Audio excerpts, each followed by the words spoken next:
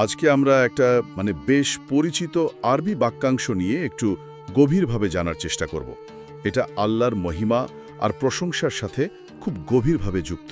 হ্যাঁ, এমন একটা বাক্য যা আমরা হয়তো অনেকেই প্রতিদিন ব্যবহার করি, কিন্তু এর ভেতরে যে এত অর্থ, এত গভীরতা লুকিয়ে আছে, সেটা হয়তো সব সময় খেয়াল করা হয় না। ঠিক বলেছেন, খুবই পরিচিত কিন্তু তাৎপর্যপূর্ণ। আমাদের কাছে একটা উৎস আছে, words of glory and praise to Allah শিরোনামে। তো আজকের আলোচনায় আমরা চেষ্টা করব এই উৎসের সাহায্য নিয়ে বাক্যটার প্রতিটা অংশ একটু ভেঙে ভেঙে দেখতে, এর মানেগুলো বুঝতে। দেখা যাক কিভাবে এই শব্দগুলো একসাথে মিলে একটা অসাধারণ অর্থ তৈরি করে। ঠিক আছে, তাহলে শুরু করা যাক। মূল আরবি বাক্যাংশটা হলো সুবহান লিল্লাহ ওয়ালহামদুলিল্লাহ ওয়ালা ইলাহা ইল্লাল্লাহ ওয়াল্লাহু আকবার ওয়ালা হাওলা ওয়ালা কুওয়াতা ইল্লা বিল্লাহিল আলিয়্যিল আযীম। আর এর যে উচ্চারণটা আমরা সচরাচর শুনে থাকি বা বলি, সুবহানাল্লাহি ওয়ালহামদুলিল্লাহি ওয়ালা ইলাহা ইল্লাল্লাহু ওয়াল্লাহু আকবার ওয়ালা হাওলা ওয়ালা কুওয়াতা ইল্লা বিল্লাহিল আলিয়্যিল আযীম। হ্যাঁ, এই উচ্চারণটাই প্রচলিত। আর উৎসটাতে এর একটা সরল অর্থ দেওয়া হয়েছে। সেটা হলো মহিমা ও সকল প্রশংসা আল্লাহর জন্য, আল্লাহ ব্যতীত আর কোনো উপাস্য নেই। আল্লাহ মহান, সর্বশক্তিমান ও সর্বক্ষমতাবান। আল্লাহ ব্যতীত আর কেউ নয়, তিনিই মহান। দেখুন, শুরুতেই কিন্তু একটা ব্যাপার চোখে পড়ার মতো। এই একটা লাইনের মধ্যে কতগুলো মৌলিক ধারণা চলে এসেছে। আল্লাহর প্রকৃতি, তার ক্ষমতা, তার সাথে আমাদের সম্পর্ক, সবকিছুর একটা নির্যাস যেন। একদম, এটা শুধু কিছু শব্দ পাশাপাশি বসানো নয়, তাই না? মোটেই না। প্রত্যেকটা অংশের আলাদা গভীরতা আছে, আবার সব মিলিয়েও একটা সম্পূর্ণ বার্তা। চলুন তাহলে প্রথম দিকটা দেখি। হ্যাঁ, চলুন। প্রথম অংশ, সুবহানাল্লাহি ওয়ালহামদুলিল্লাহ, অর্থ বলছে মহিমা ও সকল প্রশংসা আল্লাহর জন্য। আমরা তো সুবহানাল্লাহ বা আলহামদুলিল্লাহ আলাদা করেও বলি, একসাথে এর বিশেষত্বটা কি? ঠিক, দেখুন, সুবহানাল্লাহ এটা হলো আল্লাহর পবিত্রতা ঘোষণা করা। মানে তিনি সব রকম ত্রুটি, অপূর্ণতা বা সৃষ্টির সাথে তুলনীয় কোনো বৈশিষ্ট্য, এই সব কিছুর ঊর্ধ্বে, একেবারে নিখুঁত পবিত্র। এটাই তাসবিহের মূল ধারণা। আচ্ছা, মানে তাকে সব সীমাবদ্ধতার ঊর্ধ্বে রাখা। একদম। আর এর সাথে যখন আলহামদুলিল্লাহ যোগ হচ্ছে, তখন এর মানে দাঁড়াচ্ছে সমস্ত প্রশংসা, সমস্ত কৃতজ্ঞতা একমাত্র আল্লাহর জন্য। হামদ কিন্তু শুধু ধন্যবাদ জানানো নয়। হ্যাঁ, এটা হলো স্বীকার করা যে আল্লাহ তার সত্তার কারণেই প্রশংসার যোগ্য। তার গুণাবলী, তার কাজ সবই নিখুঁত। আর অবশ্যই তিনি যে অসংখ্য নিয়ামত আমাদের দিয়েছেন, সেটার জন্য প্রশংসা। তো দুটো যখন একসাথে আসছে, সুবহানাল্লাহি ওয়ালহামদুলিল্লাহ, তখন আল্লাহর পরম পবিত্রতা আর তার প্রতি সব ধরনের প্রশংসা দুটোই একসাথে প্রকাশ পাচ্ছে। বাহ, খুব সুন্দর ব্যাখ্যা।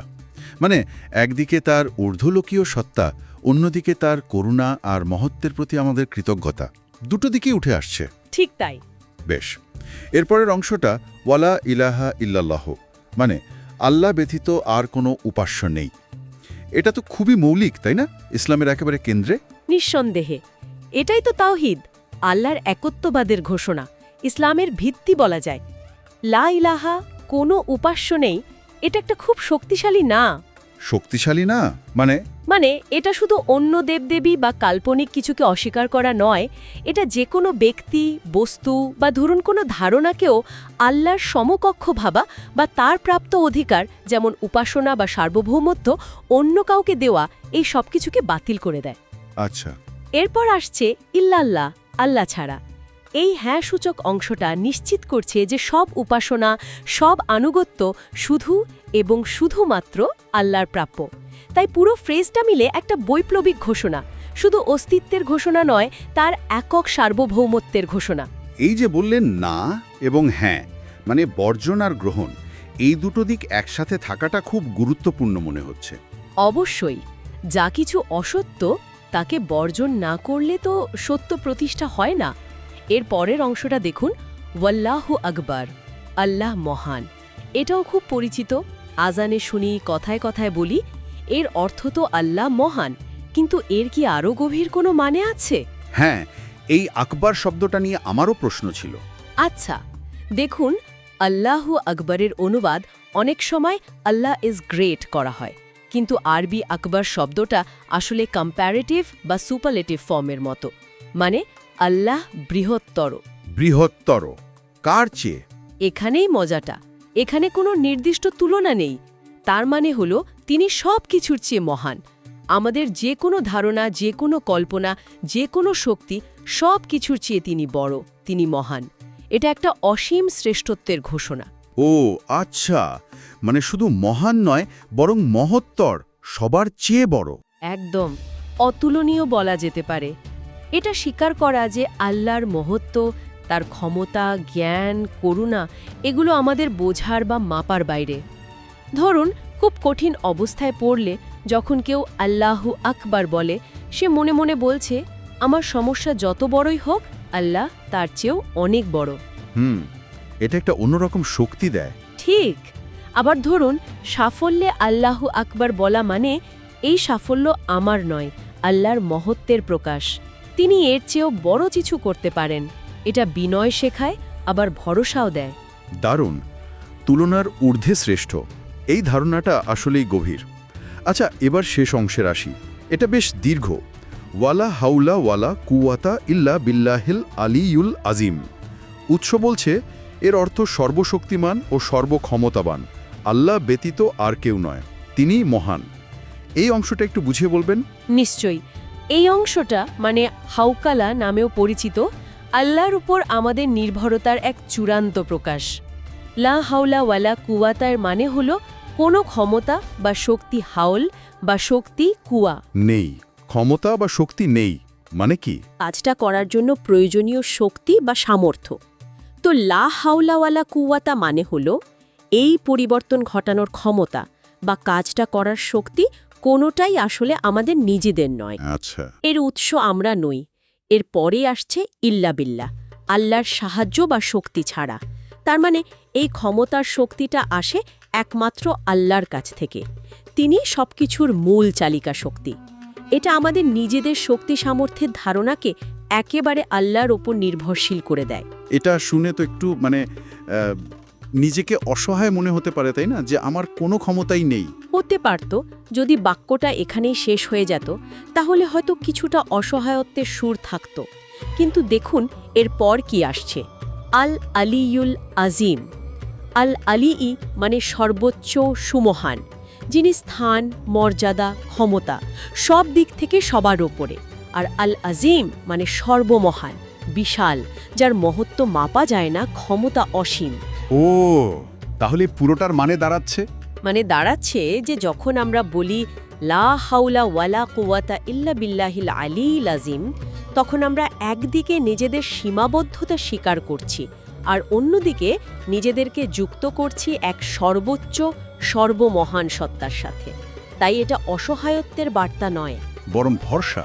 ঠিক, এটা ভরসার বার্তা যে আমরা নিজেরা হয়তো শক্তিহীন, কিন্তু আমরা এমন এক মহাশক্তিমানের আশ্রয়ে আছি যার ক্ষমতা অফুরন্ত। তাই এটা একদিকে যেমন আমাদের বিনয়ী করে, তেমনি অন্যদিকে কঠিন সময়ে শক্তি আর সাহস যোগায়। বোঝায় যে কোনো ভালো পরিবর্তন বা সাফল্য আল্লাহর ইচ্ছাতেই হয়, তার সাহায্যেই সম্ভব। এই ব্যাখ্যাটা কিন্তু খুব শক্তিশালী লাগলো। নিজের সীমাবদ্ধতা জানা, আবার একই সাথে অসীম শক্তির উৎসের সাথে নিজেকে যুক্ত ভাবা, এটা তো দৈনন্দিন জীবনে অনেক প্রভাব ফেলতে পারে, তাই না? অবশ্যই পারে। যেমন আপনি বলছিলেন, ব্যর্থ হলে হয়তো হতাশ না হয়ে আল্লাহর উপর ভরসা রাখা সহজ হয়, আবার সফল হলে অহংকার না করে আল্লাহর শুকরিয়া আদায় করা। এই উপলব্ধি জীবনের দৃষ্টিভঙ্গি বদলে দিতে পারে। যখন বুঝি যে ভালো কাজ করার শক্তিটাও আল্লাহর দান, তৌফিক, তখন ভালো কাজ করতে পারলে গর্ব হয় না, কৃতজ্ঞতা আসে। আবার খারাপ কাজ থেকে বাঁচতে পারলেও সেটা নিজের ক্রেডিট না ভেবে আল্লাহর সাহায্য, ইসমা মনে করি। কঠিন পরিস্থিতিতে লা হাওলা মনে করিয়ে দেয় সবকিছু আল্লাহর নিয়ন্ত্রণে আছে, তিনিই বদলাতে পারেন। এটা চেষ্টা চালিয়ে যাওয়ার সাথে আল্লাহর উপর ভরসা রাখতে শেখায়। তাহলে যদি আমরা পুরো বাক্যটাকে এখন একসাথে দেখি, সুবহানাল্লাহি ওয়ালহামদুলিল্লাহি ওয়ালা ইলাহা ইল্লাল্লাহু ওয়াল্লাহু আকবার ওয়ালা হাওলা ওয়ালা কুওয়াতা ইল্লা বিল্লাহিল আলিয়িল আযীম, এর সামগ্রিক বার্তাটা কি দাঁড়াচ্ছে? এটা কি ইমানের একটা সম্পূর্ণ প্যাকেজ? হ্যাঁ, অনেকটা সেরকমই বলা যায়। অসাধারণ একটা সংক্ষিপ্ত কিন্তু পূর্ণাঙ্গ ঘোষণা। দেখুন কিভাবে একটার পর একটা আসছে। প্রথমে আল্লাহর পবিত্রতা ও নিখুঁততা, সুবহানাল্লাহ। তারপর তার প্রতি সব প্রশংসা ও কৃতজ্ঞতা, আলহামদুলিল্লাহ। তারপর তার একক উপাস্যতা ও সার্বভৌমত্ব, লা ইলাহা ইল্লাল্লাহ। এরপর তার অতুলনীয় শ্রেষ্ঠত্ব, আল্লাহু আকবার। আর শেষে তার অসীম ক্ষমতা, আর সেই ক্ষমতার উপর আমাদের পুরোপুরি নির্ভরতা। লা হাওলা ওয়ালা কুওয়াতা ইল্লা বিল্লাহ আলিয়ুল আজিম। সত্যি তো, পরপর সাজানো। হ্যাঁ, যেন ইমানের মূল স্তম্ভগুলোকে একটা মালায় গাঁথা হয়েছে। আল্লাহর পবিত্রতা আর প্রশংসা তার উপাসনার যোগ্যতা প্রমাণ করে, যা তৌহিদের ভিত্তি। তার শ্রেষ্ঠত্ব তার ক্ষমতার কথা বলে, আর সেই ক্ষমতাতেই আমরা চূড়ান্তভাবে নির্ভরশীল। এ কারণেই এই বাক্যটাকে এত মর্যাদাপূর্ণ মনে করা হয়। জিকির বা আল্লাহর স্মরণের শ্রেষ্ঠ উপায়গুলোর একটা ধরা হয়। মনে করা হয় এর নিয়মিত পাঠ আর অর্থ নিয়ে চিন্তা করলে মনে শান্তি আসে, আল্লাহর সাথে সম্পর্ক গভীর হয়। আজকের আলোচনা থেকে এটা খুব পরিষ্কার হলো যে একটা বাক্য যা আমরা হয়তো প্রায় শুনি বা বলি, তার গভীরে কতখানি অর্থ, কত দর্শন থাকতে পারে। প্রত্যেকটা শব্দ যেন এক একটা জানালা খুলে দেয় আল্লাহর পরিচয় জানার। একদম। এটা শুধু একটা ধর্মীয় রীতি নয়, জীবনকে দেখার একটা দৃষ্টিভঙ্গিও বটে। আর এটাই মনে করিয়ে দেয় যে এই ধরনের বাণীগুলোর সাথে আমাদের সম্পর্ক শুধু পড়ার বা বলার মধ্যে আটকে থাকা উচিত না। ঠিক, এর গভীরে ঢোকা, অর্থ নিয়ে ভাবা আর চেষ্টা করা সেই অর্থটাকে নিজের জীবনে কাজে লাগানো, এটাই আসল কথা। শুধু শব্দার্থ জানলাম কিন্তু তার ভেতরের বার্তাটা বুঝলাম না বা মানলাম না, তাহলে তো জ্ঞানটা অসম্পূর্ণ থেকে গেল। আলোচনা প্রায় শেষের দিকে একটা প্রশ্ন রেখে যেতে চাই শ্রোতাদের জন্য বা আমাদের নিজেদের জন্য।